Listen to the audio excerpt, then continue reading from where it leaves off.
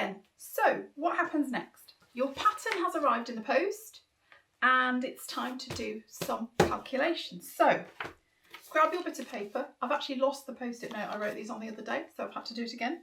I've measured my bust again, but again, we're making a skirt, so we don't need that. So you should have your waist measurements and your hip measurements. Right, let's see what's inside the pattern that the lovely people at Cloth Kits have sent us. Now, I don't know if you had a look on the website, but they have some amazing children's clothes there. So they have a big pattern, which we will unfold in a minute, and they have the instructions. Now, the thing with instructions is they can look quite different, but they always have the same sorts of things. They always have a bit, often on the back, where it's got the important measurements that we need, and they often have, or hopefully they have, nice instructions inside that are comprehensive. And pattern makers everywhere have diagrams. We love diagrams. We do not like patterns that do not come with diagrams, because most people, they ignore the writing, they just follow the diagram. So the important part we need right now is the back. So if you have a look,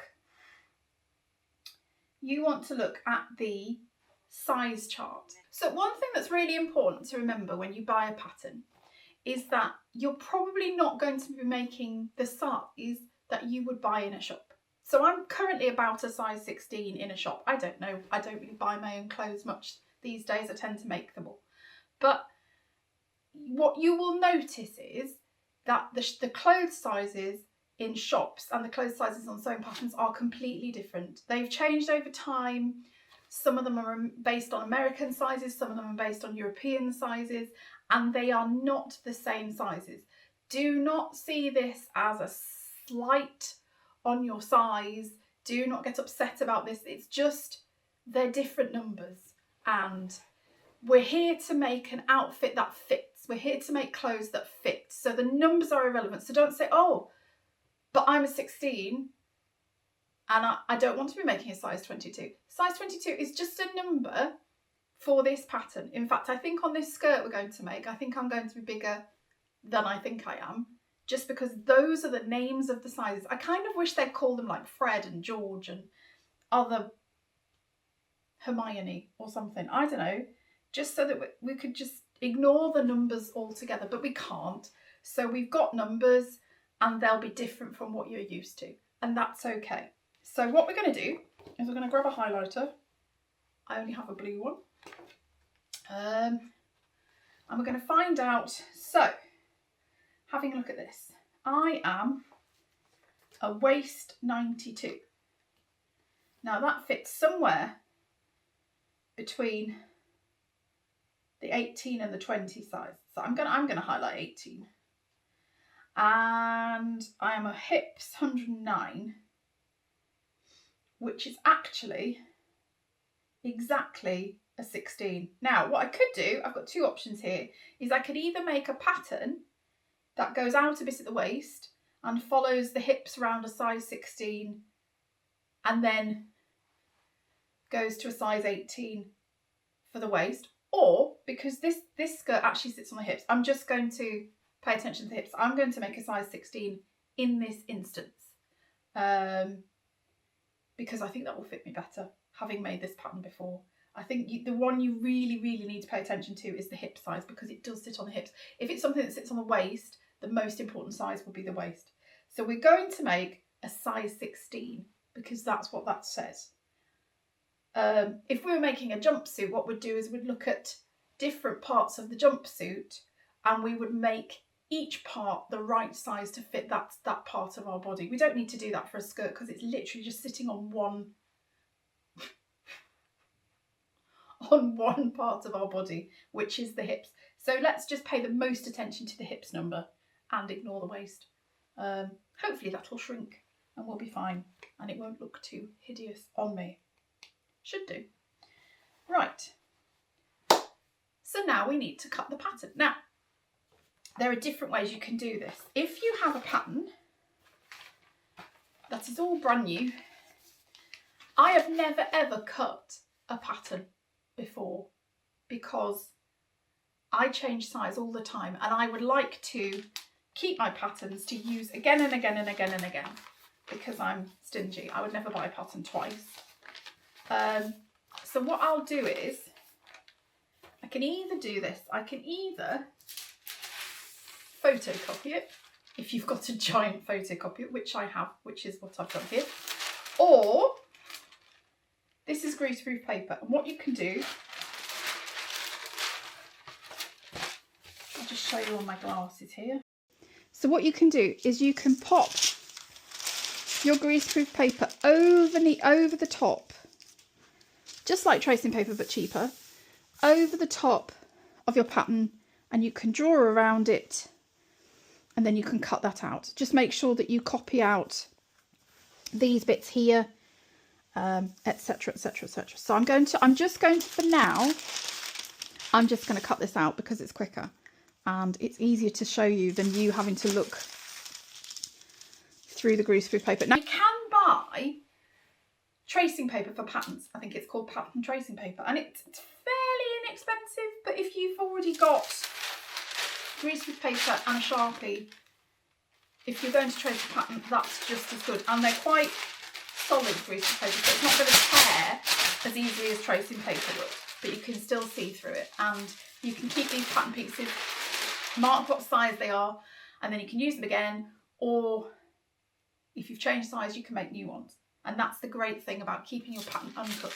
That said, I'm going to cut this just to show you how it's done. Okay, so never ever ever use your fabric scissors. These are not fabric scissors, these are just a pair of scissors I found in the kitchen. However, I always sharpen my scissors first, because why have scissor sharpeners and then use blunt scissors? Because the problem with grabbing a pair of scissors from the kitchen is other people have used them. So, right, we will begin.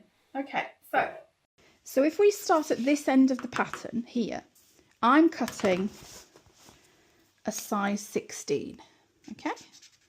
Now that's really easy for here because I just want to follow. You can use this just to show you where you're going.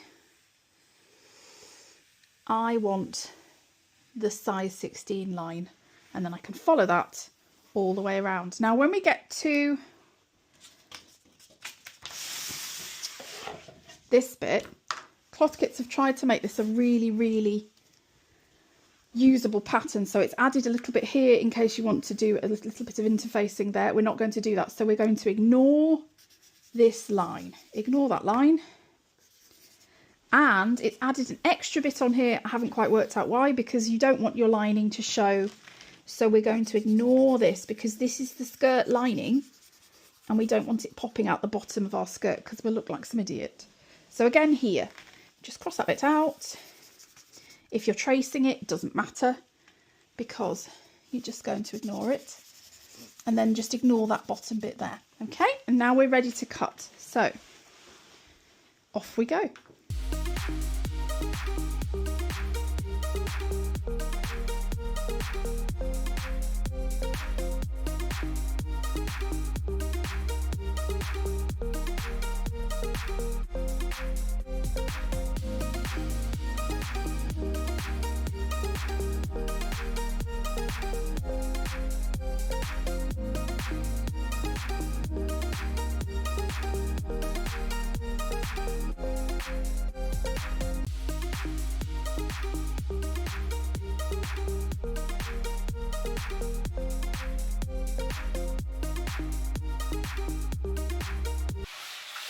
Okay, so you've used your scissors and you've got a front skirt, a back skirt, a front skirt lining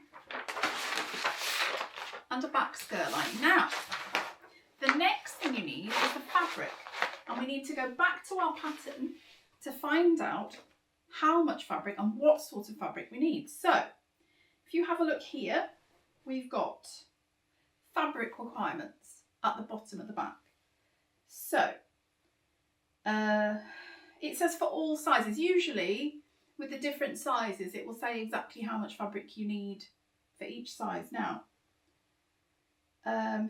it's got the fabric that's less wide and the fabric that's wider. So when you go and find a fabric that you want, ask the lady or the gentleman in the fabric shop if it's a 112 centimetre width or 150 centimetre width, and it tells you which one you need for both the main fabric and the lining. Now it says for the wider fabric you need 1 metre of the wider fabric and 80 centimetres of the narrow fabric. Now if you want to buy a little bit extra to play with, because we're going to be doing some playing with fabric with the new with some sewing machine techniques and stuff like that, you might want to get a bit more than 1 metre and 80 centimetres, but you can just get those if you feel that's necessary. Now I've got some fabric. I haven't decided what I'm going to use yet, but I've got a lovely colour. So I've got, this is my lining. It's called Petrol. I'm a bit obsessed with this colour at the moment. So my skirt's going to be that colour on the inside. Now the outside, I'm undecided. I'm either going to use, this is, can't find it. There it is. This is a beautiful baby cord. It's a corduroy, but it's a very, very thin cord, baby cord. It's quite a lightweight cord fabric. You can get cord fabrics that are really, really thick. This is not one of them. So it'll make quite a nice skirt, even for the summer. So that's an option for the skirt, and that will be lovely with some sort of embroidery on it. Or, and this is my new favourite fabric, I've got some chino fabric here. There's quite a few fabric places now doing chino soft fabric. I think this is from Dalston Mill. They've got a really, really good offer on some chino soft fabrics at the moment. Is it 10% off? I don't know. Have a look. But yes, so I think I might use this one for sort of chino-like skirt. Be quite nice. Sort of heavy duty enough for a skirt, but still thin enough for the summer. So I think we're probably going to use that and that. But have a look what you can find in your local fabric shop. Do support them, and they will help you to decide how much of it you want. I would probably get 1.5 meters of each, so you can have a little play around, and it'll make the fabric cutting part a little bit easier. So the next thing we're going to do on the next video is look at cutting the fabric. So there will still be no sewing machines required, but you will need a really, really good pair of fabric scissors, but I will go through that on the next video. So for now, happy pattern cutting.